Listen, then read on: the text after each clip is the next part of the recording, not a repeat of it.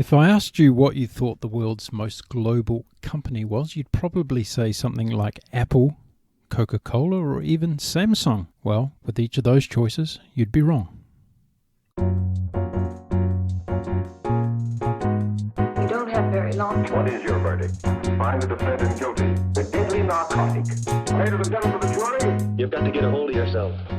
Hello and welcome to the Global Travel Channel podcast show. I'm your host, Mark Philpott, and on this show, I interview people all across the world about their amazing travel adventures.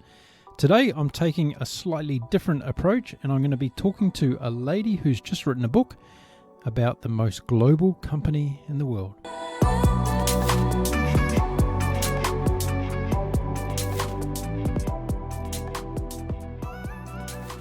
So Jane, welcome to the Global Travel Channel podcast show. How are you today? I'm good. Thank you for having me on, Mark. You're welcome. And whereabouts in the world are you talking to us from today? I'm in North Yorkshire in the UK.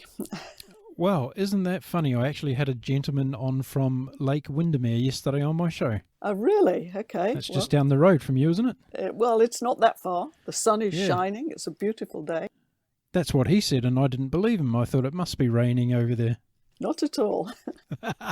Well, we've got some English weather here today. It's absolutely pouring down. So good news for the bushfires in Australia. Absolutely. Now, have you ever been on a podcast show before? Never. First time? Yes. I promise to treat you very gently. Thank you. But it's good that you're a first timer. Do you listen to podcasts? Is it something that you're familiar with? I have listened to some. I'm not as avid a fan as my children, mainly because of time. Fair enough. And do you enjoy the ones you listen to? Yes, I do. Yes, they're good. What kind of themes do you like when you listen to a podcast? Oh, I like news, real stories about real people. Yeah, great. Fantastic. Well, one of the things that I do with all of my guests is I offer you the opportunity to actually dedicate this episode to someone special in your life. So who would you like to dedicate your show to today? Oh, I'd probably like to dedicate it to my husband. He has been all suffering in allowing me to really pursue things I wanted to pursue. And I owe, a lot to him for allowing me to do that, really. Fantastic. And what's his name? King Chung. King Chung. Yes. Well, King, this is for you and a very special dedication from your lovely wife. And this is something you can always have together to listen back on whenever you want to over there in the UK. So fantastic. Now, we're going to talk about your book, DHL, Three Letters That Shrank the World. Yes. Perhaps the most global company that both you and I have some kind of our DNA attached to in some way. Tell us, how did this idea come about to actually write a book about DHL? Well, I worked for DHL for 33 years. I started in the very early days when headcount was very small, and I got to know practically, everybody who was, key players in the company at the time.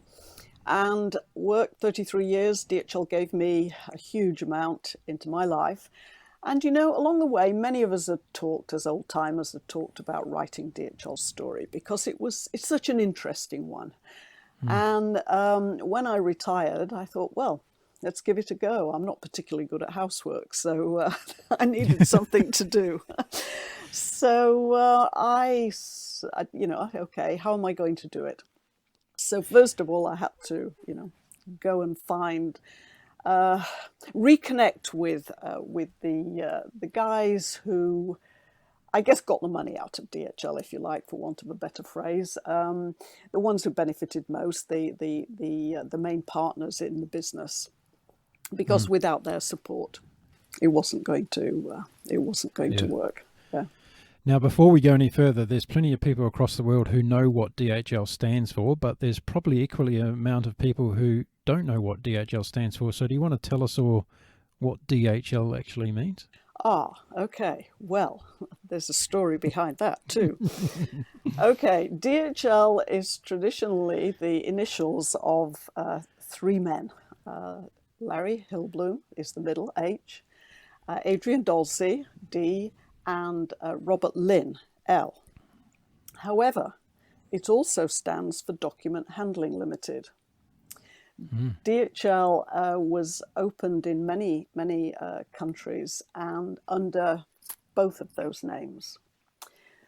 The D and the H and the L were the first three guys who got together with this idea. Two of them worked for an existing courier company, MPA, and they decided to set up on their own.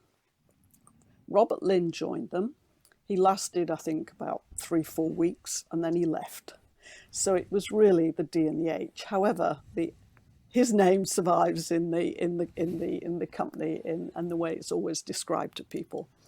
But there was a sister company, Document Handling Limited, which was also set up and was initially the registered name for most of the early international stations.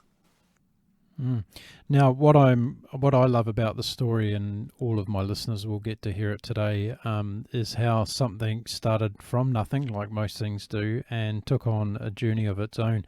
How old were these guys when they started DHL? Oh, Larry was 26, Adrian Dolce was 55, and Robert Lynn was in his 50s too. He was a little bit older. He may have been in his 60s. How did they know each other? They worked for a company called MPA, and that was a courier company that they all worked for. Robert Lynn did not work for it. Adrian Dolce worked for it, and Larry Hilblum worked for it. And three other people whose names are not generally known also worked for that company, and they were the next three people associated with the company, and that's Bill Robinson, Jack Atwood, and Ken Sato. And those were the. When was the company first registered, and whereabouts was it registered? 1969. It was registered in California, and the first route was Honolulu to San Francisco. So when you talk about route, we're talking about the transition of documents in those days. That's right. Only documents. Honolulu and back to San Francisco. Only documents. Only documents. Yes. So the idea behind it was to enable the people in the mainland United States to get their goods faster through customs. Is that right?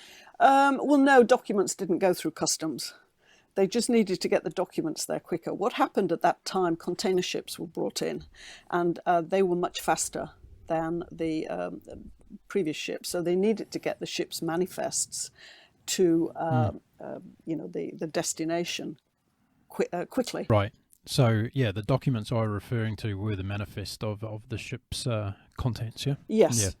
Yes. How quickly did it take off in terms of, identifying the opportunity? Obviously, they identified an opportunity when they set up the business, but did it actually expand rapidly from that period?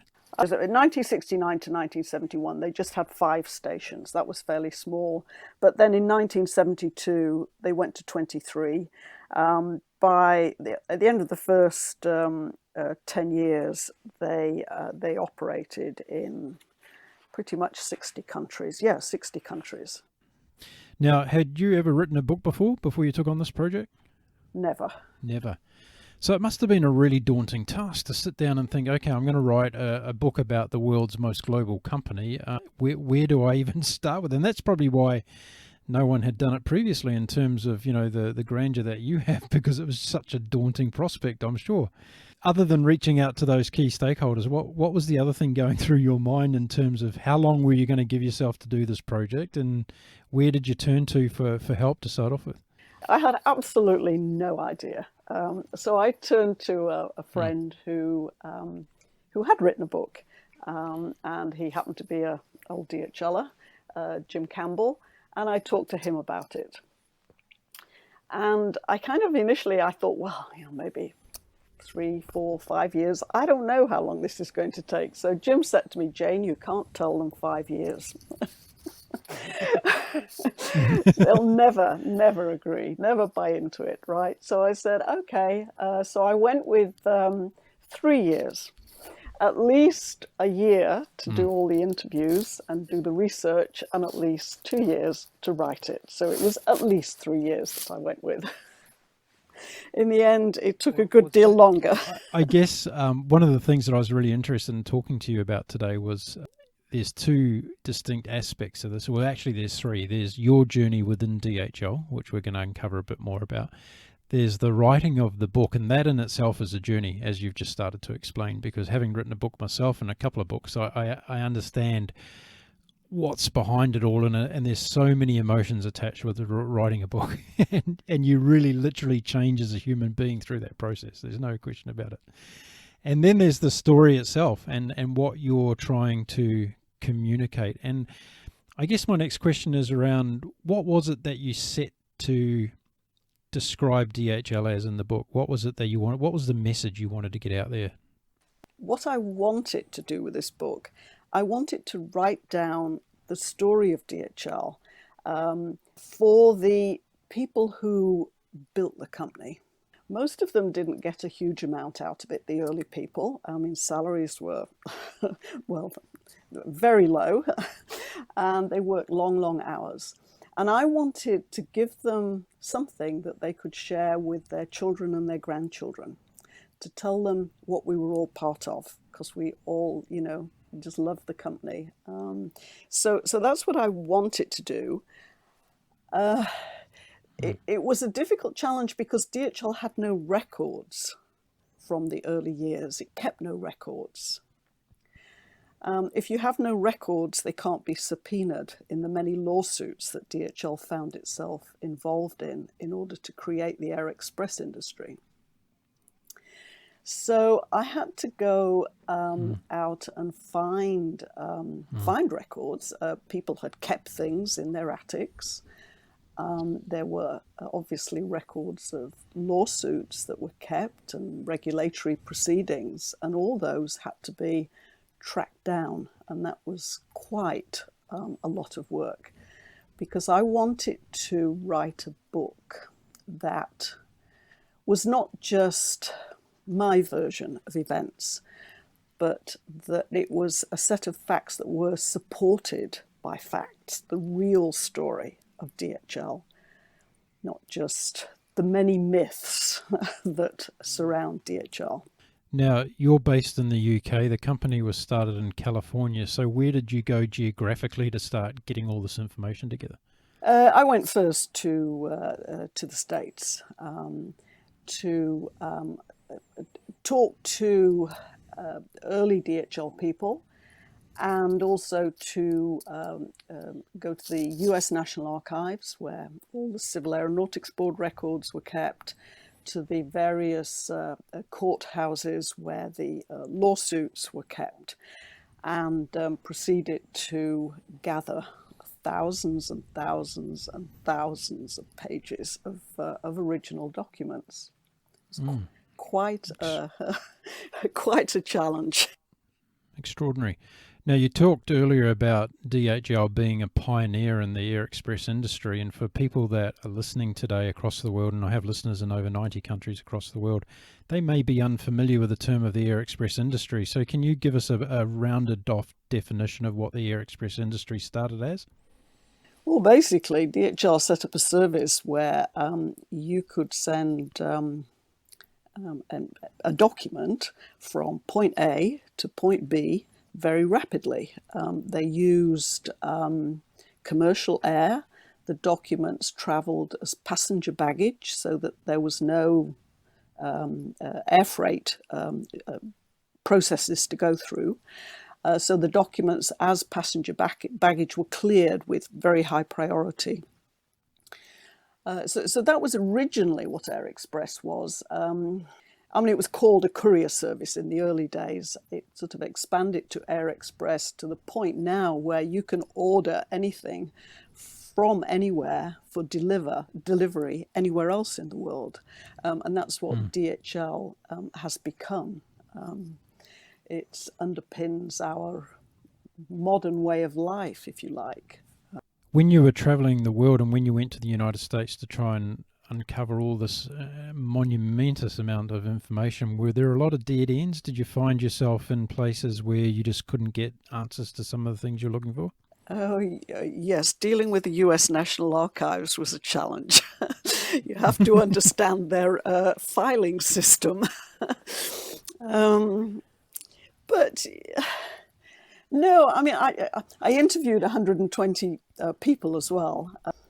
And tracking them down was also a challenge. You know, you had to go through friends of friends, but the old DHL network worked pretty well. I don't think I ever had any dead ends. One thing DHL taught me was perseverance.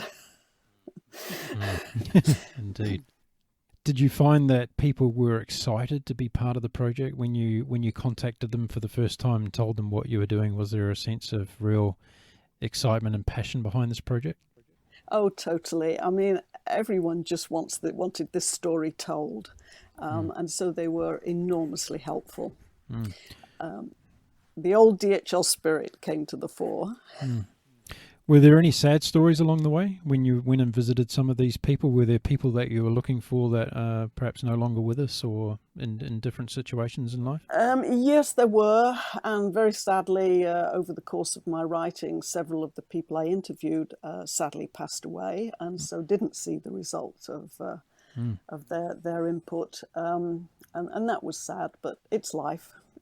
Yeah. That also concerned me because the people who actually know the real story of DHL are getting older. The eldest is in his 80s, and realistically, how many more years there are. So if I didn't do it now, if I didn't do it when I started, then this story would never have been told. So how does one go about doing research and getting into the US archives, and do you have to make an appointment? Do you have to send a letter explaining what you're doing? How does all that work? The court system, yes. For the San Francisco District Court, we had to send a letter, and they found the documents I was looking for. Again, old DHL friend helped with that. And the US National Archives, you just turn up and fill in a form to tell them what you want. Sometimes it's not so easy. They have an online system, so you can try looking that way. They're also helpful at guiding you and giving you advice and helping you work through their catalogues, which are pretty complex. How did your investigation skills evolve during this project? Well, I already had a master's degree in which I'd been trained in academic research skills. So that helped enormously. Once I had all the original documents in digital form, they all had to be put in date order. They all had to be read through. That was a massive, massive task. I have, tens and tens of thousands of documents. And those had to be matched with the interviews from people. Transcribing the interviews was a huge mountain to climb as well. At some points I thought, my God, I'm never going to get this finished. Now, you did a lot of this in the United States, but did it start to take on a world of its own in terms of crisscrossing the globe to talk to people? How did that start to evolve as you got into the research part of the project? Well, yes, because DHL was so international. So it started in the US, but then there's the Far East and Southeast Asia contingent. So I had to go out there. I went down to Australia and New Zealand. As you probably know, there are an awful lot of Australians and New Zealanders staff the Middle East and Europe. So, but they were all very welcoming. They all put me up, and I didn't have to stay in hotels, which was an absolutely great thing. For people listening who don't know anything about the global expansion of DHL, can you just spend a couple of minutes talking about how DHL actually expanded its operation around the world, in particular with people getting roles basically to get on airplanes and go and start a new operation in a country somewhere? Okay, DHL started in the United States, and in 1972 they decided to expand across the Pacific. Well, I guess just stepping back a bit, they'd actually expanded across the Pacific at the end of 71. They went to Manila. Then in 72, they opened in Hong Kong, Japan, and Australia. In the early days, they built up a very important relationship with Pan American Airlines. And Pan Am helped them expand globally, because Pan Am had contacts in all of the countries that they wanted to go to. So they would usually, when someone from DHL went, and it was usually Adrian Dolce who did all of the early expansions, he would fly in to, say, Hong Kong, and he would contact the Pan Am office, or actually they were also using TWA by that time, or the TWA office, depending on who had the better contact, and see if they could come up with somebody who might be interested in doing a DHL operation. They would try to hire somebody through that route. And usually they did. And then that person was given, I don't know, a week's training by Adrian Dolce, and then left, to sink or swim as they did. So it was, and usually they swam. There were a few false starts, but in the main, Adrian was pretty good at choosing good people. So he really was instrumental in getting a lot of the initial network connections set up. Totally, and also the customers. Adrian was the primary salesman. Larry Hillblum was not a salesman. He dealt with the operational aspects of the business. Did he go, I guess, long after Delsey had actually gone to these countries and set up initial contacts? Did Hillblum then follow up behind with putting operational procedures in place? How did that work? That was done between Adrian and the person he hired. Oh, okay. Larry at the time was dealing with the many legal challenges DHL had. I'm not sure if you're aware, but well, you should be, that most countries viewed DHL's operation as illegal. They were challenging the post office. They were setting up in competition to the post office, and the post offices did not take kindly to that. Yeah, absolutely. Now, during this process of the company's evolution, when did you join? I joined in 1976. Okay, so it was still very young in terms of very young, where it had gone. What made you join DHL? What were you doing beforehand? I was in the computer business. I was a computer programmer, and Larry Hillblum was a great visionary, and he had got the physical document shipment network going, and he saw microcomputers coming along. And what he wanted to do was build a virtual document transmission network which would sit alongside of his physical network.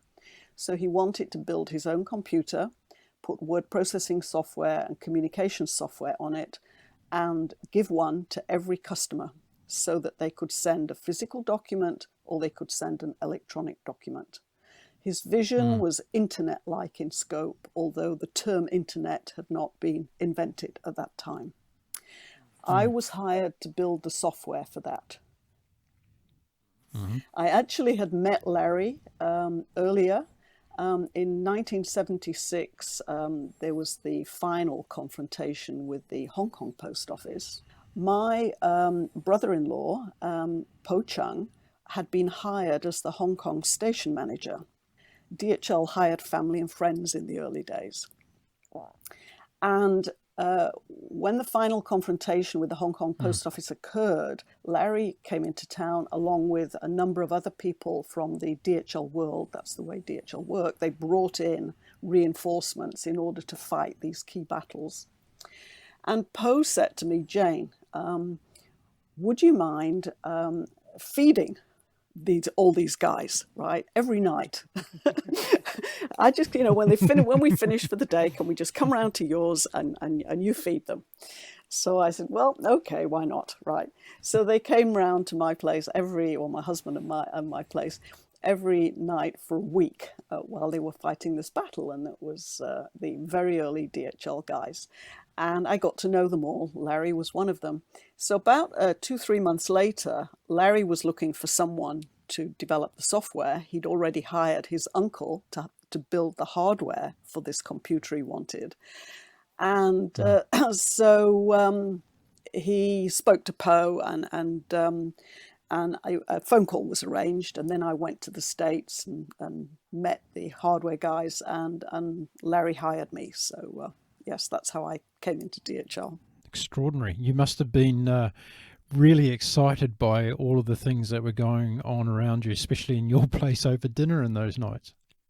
Well, it was amazing. And, my first trip to the States to meet Larry and the other guys was even more amazing. Larry met me at the airport, found me a hotel, and then he turned up and he said, right, Jane, we're going down to Intel. Right? Intel was fairly new at that time. Well, okay. So we went down to Intel. We walked in off the street and asked for a demonstration of what they had, right? They had what was called a microcomputer development system, which developers of computer systems, microcomputer systems, would use in order to develop their software, their own software. So we walked in, we had a demonstration of this thing. And then Larry turned to me and said, Jane, what do you think? Oh, the salesman sort of exited the room. What did I think? I had no idea about microcomputers. My background was mainframe computers, right? Yeah. But I'd ask questions while this demonstration was going on. And so, I turned to Larry and I said, look, we walked in off the street. The software worked. They answered all of my questions. This is quite unusual in the computer field. So I think it's fine. So the salesman came back and so Larry said, right. He said, yes, we'll have one. I said, no, we'll have two, because if I'm building this stuff in Hong Kong, I want two machines in case one dies. Yeah, exactly. So the salesman said, right. He said, yeah, okay, how are you going to pay for it? These were $25,000 a piece, right? Right.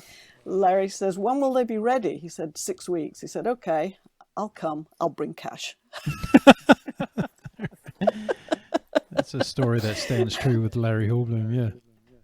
So, this was an interesting company for me. I had worked for a larger organization which had bureaucracy. He had to fill in I don't know how many forms to get a decision made. He had to do cost-benefit studies. And here was, this was such a refreshing environment.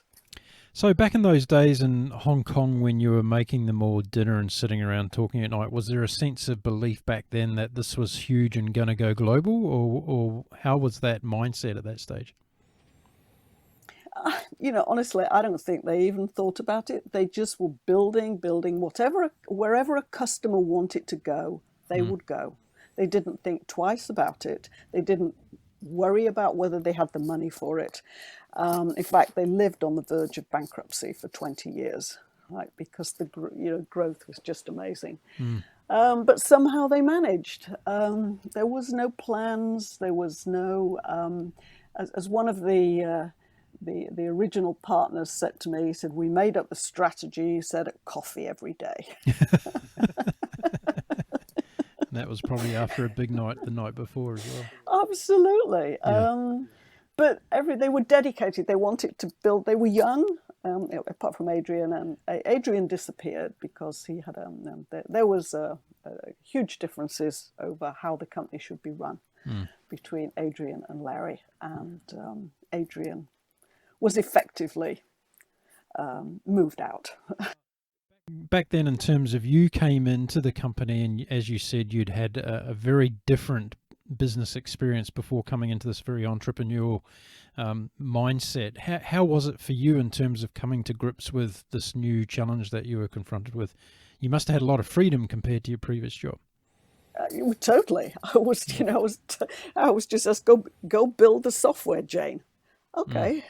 So, you had to hire programmers and I had to get the equipment. We had to find an operating system on which we could use to base the word processor. Well, you just did it. It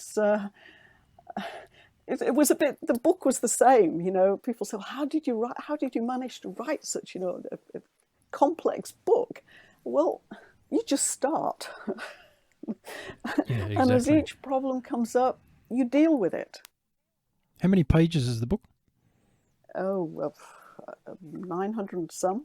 There you go. Yeah. It's huge. But it Very needs difficult. to be. It needs to be. You can't tell this story in a short story. Exactly. Yes. So did you get to travel a lot in the early days with your job? Yes. How was that as from a pioneering point of view and going to a new country to help them set up things? Oh, well, okay. Initially, I didn't, because my initial travels were primarily to the United States to work with the hardware development team. I didn't join the core Air Express business until mid-80s, because I was building this computer, the software for the computer system, which was Larry's future, which was DHL's future. So I spent most of my time traveling between Hong Kong and Silicon Valley, where the hardware guys were based. How was the evolution of technology helping you in this process? Because I'm guessing that at that particular stage in technology evolution, there was a lot of development going on very quickly. So when you started out with a mindset of, okay, we want to build this, how quickly did that actually evolve into something completely different? Or did it? Well, our original vision was to produce a communicating word processor on a small microcomputer. These were very new at that time. This was before Apple, right? We attended the first personal computer fair in San Francisco, Larry and I, right? This was very, very early days of the what are now, what we are speaking on today, right? And so that's what we built. We built, the hardware guys produced a prototype which had a display unit. It had a couple of disk drives, keyboard, printer, and I produced the software for it, one of the first word processing softwares in the world. We produced an English version, and we produced an Arabic version. And the Arabic version was the first Arabic word processor in the world. That's incredible. So getting back to your career in the company, how did your career evolve through the different roles that you had within the company? Well, I started out, say, developing software, and we produced the Arabic and English word processor. And then there was a decision made to consolidate the hardware and software development teams in the States. At which point I moved to manufacturing this machine in Hong Kong. And then I took on parts purchasing, which was based in the United States. And then by that time, at the end of 1979, DHL was a $100 million a year business.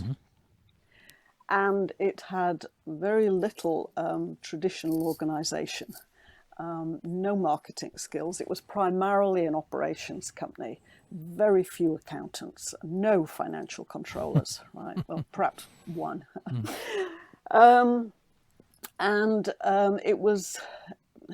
It was recognized by people who were, I guess, key players, that something needed to change if the company was going to move to the next stage and become a lasting force, really, because, I mean, the cash flow was a nightmare. I say it lived on the edge of bankruptcy. And so a professional chief executive was brought in to bring in organization into the company.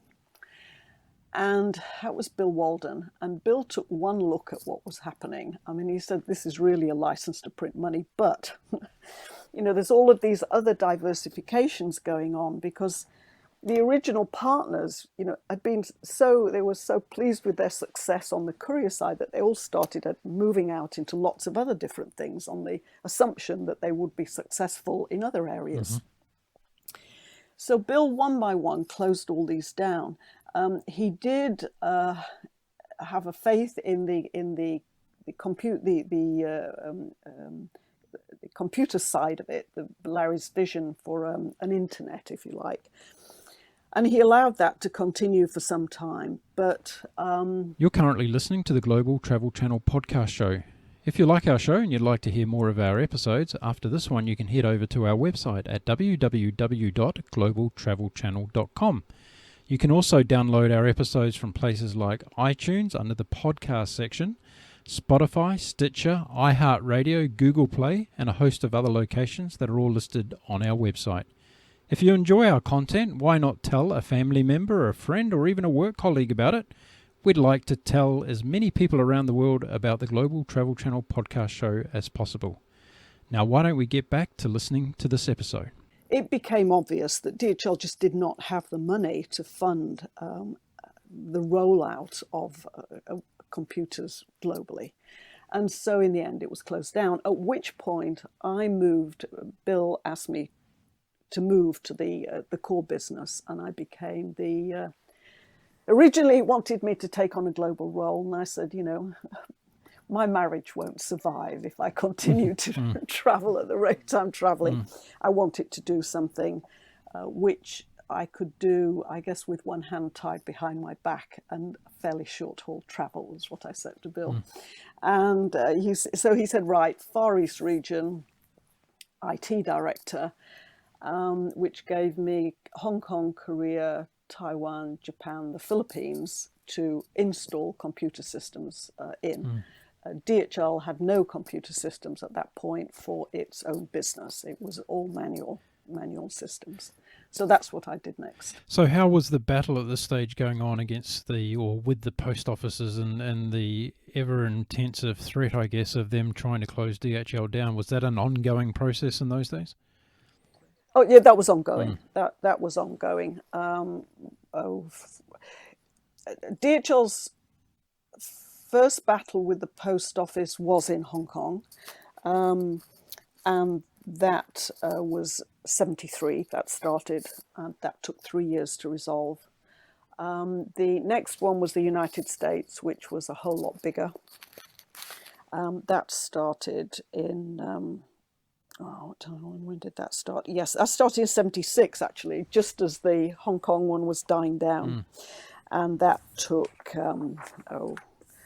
3 years to resolve, 1979. But then it was like one by one, problems came up as new countries opened. DHL would operate for a while, and then the post office would realize DHL was there. At the beginning, it was pretty much under the radar.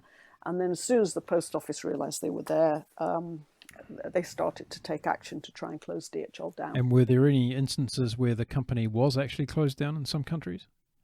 Oh, yes. Countries have been opened and closed and opened and closed. Yes, if we couldn't win the battle, then we had to close down. But in most of the Western countries, we never did. We kept on operating. It was countries like Sudan, Yemen. Just trying to think where some of the others were. That some of the African countries we had to close down, but the major ones we kept operating because most Western countries have rule of law, right? That even though a court case can be brought, then you can still operate until the court case is resolved.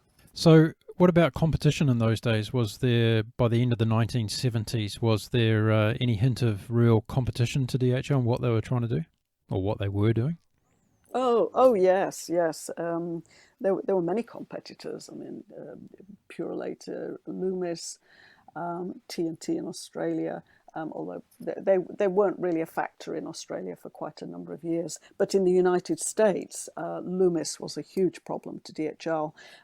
They filed suit against DHL in 1973 to try and put them out of business.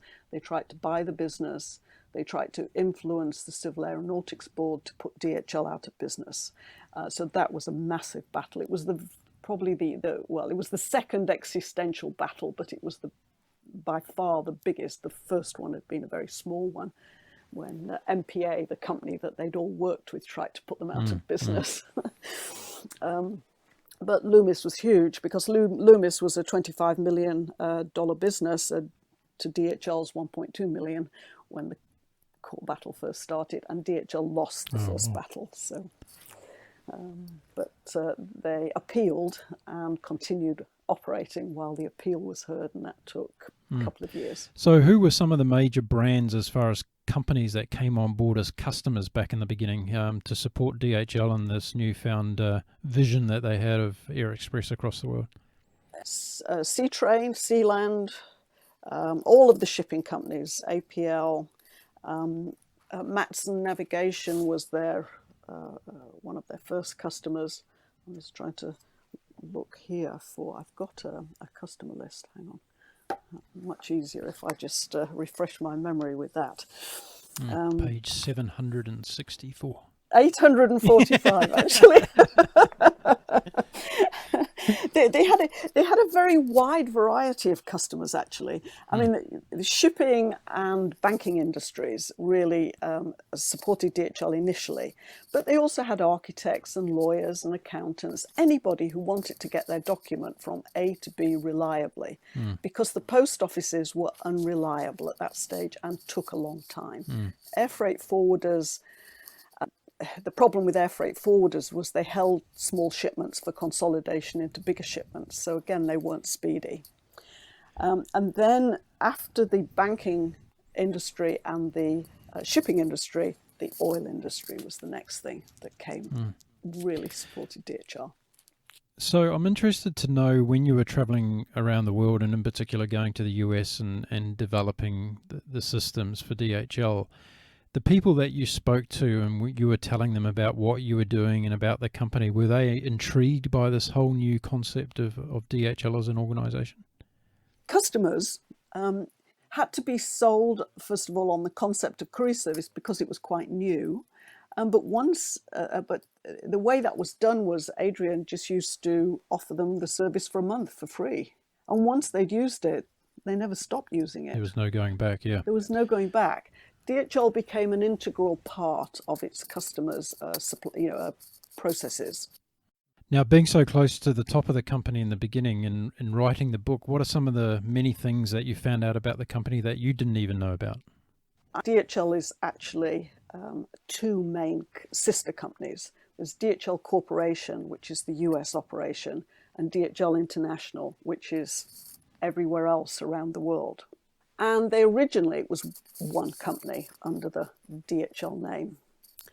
And there was a view that the Civil Aeronautics Board, which regulated air freight forwarders, and they viewed DHL as a sort of an air freight forwarder, although DHL didn't see itself as such. But anyway, the CAB was a very large regulatory body, and what they said went, so you had to conform. There was a view that the Civil Aeronautics Board told DHL they had to divest DHL International. And I searched through all of the records and could find absolutely no evidence of this. And what I did find was what I thought was a very interesting tale of how, I guess, a group of people who knew nothing about international business attempted to build an international business. And they made mistakes. And those mistakes ended up with them having to do things that they did not necessarily want to do, but they were forced to because of mistakes they'd made previously. So to me, what is most fascinating about the DHL story is the way I have written it in this book. The things I talk about are not the things that are taught to you when you go to business school. Right. I am telling the real story of what it took to build DHL, the human emotion, the skullduggery, the challenges they had with regulatory authorities, the challenges they had with competitors who had more money and more influence. And to me, it's an interesting story, and how you operate in different countries around the world with different cultures. The rules and regulations that apply through customs in, say, Australia are very different to those that apply in Indonesia. And DHL had to negotiate all of this, and they were all young. The guys were all young, they had little experience. So that's a very interesting story. And what I found interesting was just finding out the detail about some of these myths that had been told about DHL over the years were actually not true when you started looking at the reality. And I found the reality a much more interesting story than the many myths. So had you gone off with a bag full of myths that you wanted to debunk? Was that one of your missions? No, not really. I just, I'd had, questions about how things happened. And no one person in DHL, except possibly Larry Hillblom, because he controlled everything, actually knew how DHL was put together and how it was built. Because each country was pretty much a separate entity, and different factions built up as the company developed. So the US was fairly, how do I explain it? I mean, it was a unit. The US was a unit. The Middle East was a unit. Europe was a unit. Australia, New Zealand, and the whole of the sort of Fiji, all that area, that was a unit. The Far East was a unit. Southeast Asia was a unit. And each of these units were headed by what I can only describe as a feudal lord, right? Very, very strong personalities. They had to be to build DHL in countries where DHL wasn't known, and in some of the world's more inhospitable countries, and operating in Saudi Arabia at that time was challenging, to say the least. And they went through the Iranian Revolution and carried on operating right the way through, been in war zones. The competition code word is Larry. How did the growth of DHL in those early days, how did that affect Larry Hillblom in particular? I understand from you and what you've been saying today is that your relationship with him was quite close. How did you see him change or did he change as the company started to evolve and grow so quickly? No, Larry never changed. Larry was a genius. It was great fun to work with because he was a genius. Had his own peculiar characteristics. But always he was very open to anyone talking to him. It didn't matter, whether you were right at the front line, a courier, or if you were a senior manager. Larry would sit down and talk to you person to person, I guess the way to describe this is someone on the hardware development side of the computer business. They had been in large companies, these guys. They were a generation older than most DHLers. And they were confused by DHL's organization. And so we were in a meeting with Larry one time, and one of these guys said to Larry, could he please explain DHL's organization to him, because it was very confusing. So Larry went over to the whiteboard and he drew a line at the top of the whiteboard, and he drew a line at the bottom of the whiteboard, and then he drew some kind of wiggly lines in the middle. And then he turned and he said, this line at the top represents senior management. He said, and this line at the bottom represents the people who are actually doing the work, speaking to customers, etc., selling the business, doing the operation. And he said, and this in the middle is a state of flux. He said, so that it is deliberate, he said, so that those at the top can drop rapidly to the bottom. And those at the bottom can rise rapidly to the top. And that is how DHL operated. Fantastic. Yeah. And Larry would speak to anybody at the top, bottom, or in the state of flux in order to understand what was happening in his business. And he wouldn't expect you ever to go and see him. You would never be called to see Larry. Larry would come to see you. Now, for the sake of our listeners today, where are the members DHL today? Where are the three guys today? Oh, the DHL, the original three, they're all dead, sadly. So there's no living legacy as such to read your book either. They're the names people know, but there were a number of names behind that people don't know, who were equally, there in the beginning and had shares in the company. And then there was the next layer of people who were employed very, very early on. In the early days, everybody felt that DHL was their company, even though they didn't have any shares in it. They treated it as their company. So how quickly did it evolve into more of a global logistics organisation after the Air Express business took off? And obviously there was identification of other opportunities to carry goods around the world. When did that start happening within the DHL chronological lifetime? Okay, the first expansion was into dutiable, small dutiable packages, and that occurred toward the end of the 70s. It didn't really become formalised until the early 80s, towards the middle. Initially, DHL did it, moved things through customs because they developed great relationships with customs people, so you could say much of it was smuggled in the early days. But a customer wanted it, so DHL did it. Yeah. And was it one of the founding directors, was it one of their initiatives to move into the dutiable business, or was it somebody else?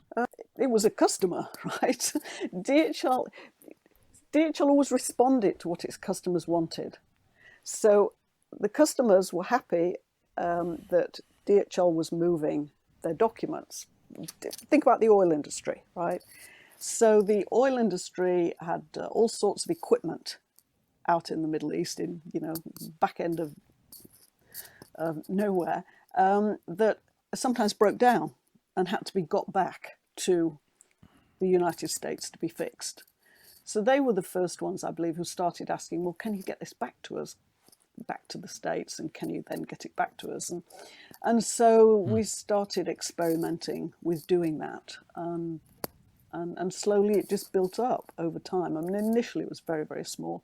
It wasn't until the 80s when we had Bill Walden came in as chief executive, who put a proper corporate organisation on the company, put in financial controllers, put in marketing people, put in salesmen, and knew where the money was.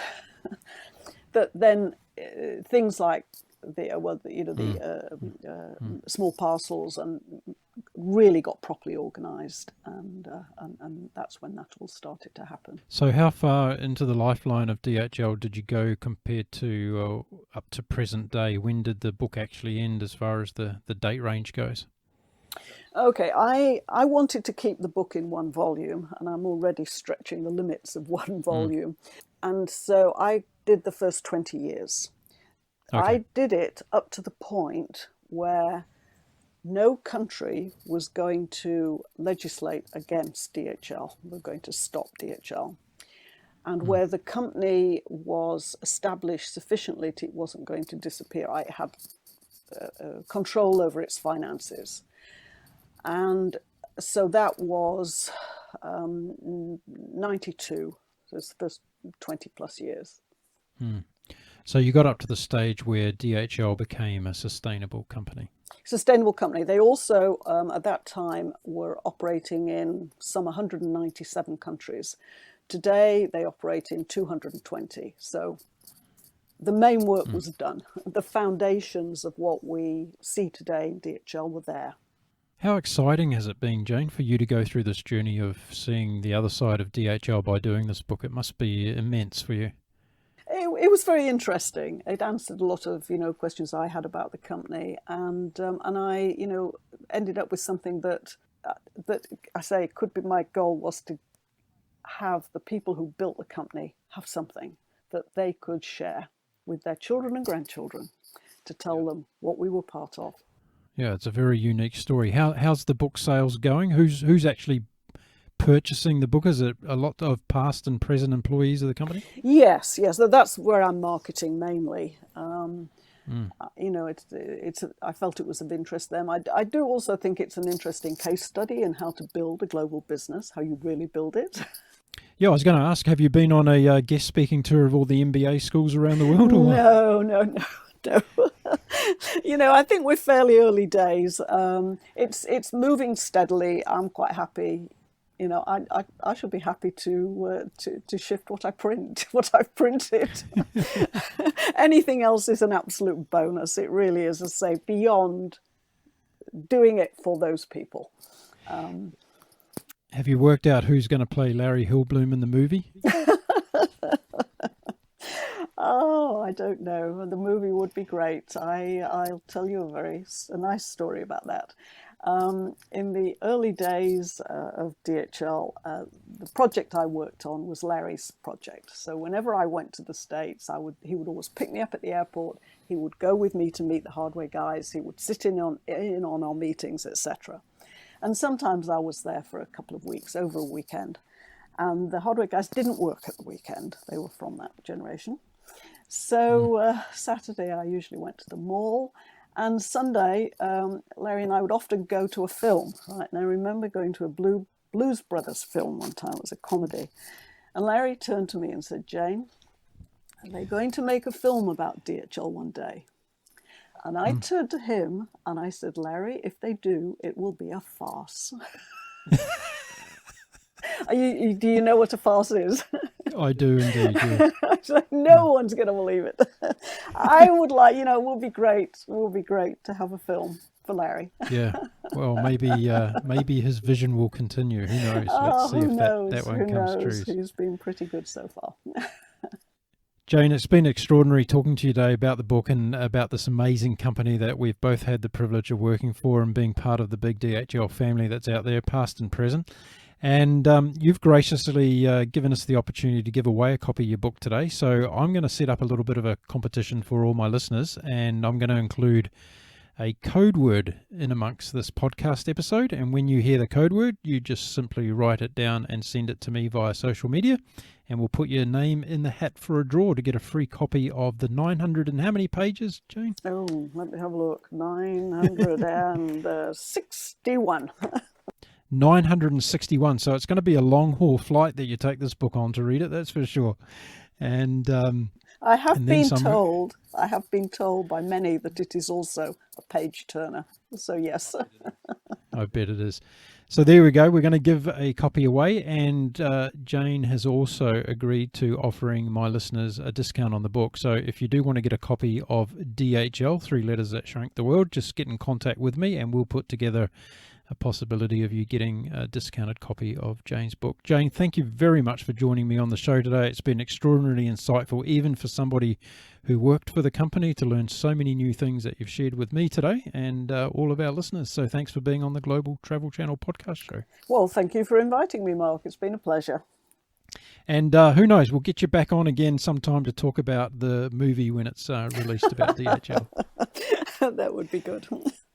Okay, Jane, all the best for today and good luck with the book. Thank you. That was wow on so many different levels.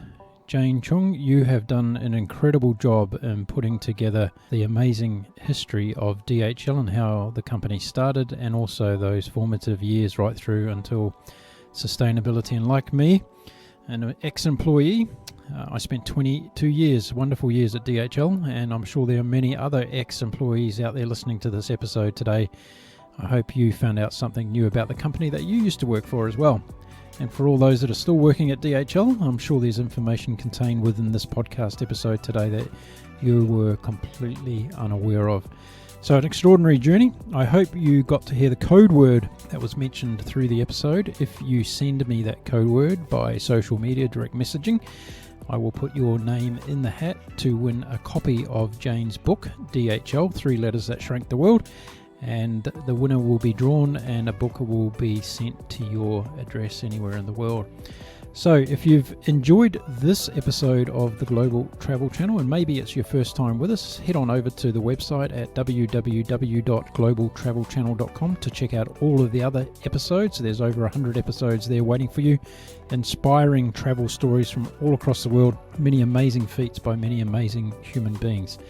Okay, well that's it for this particular episode. My name is Mark Philpott, and until we meet again, I wish you all a very happy and safe bon voyage.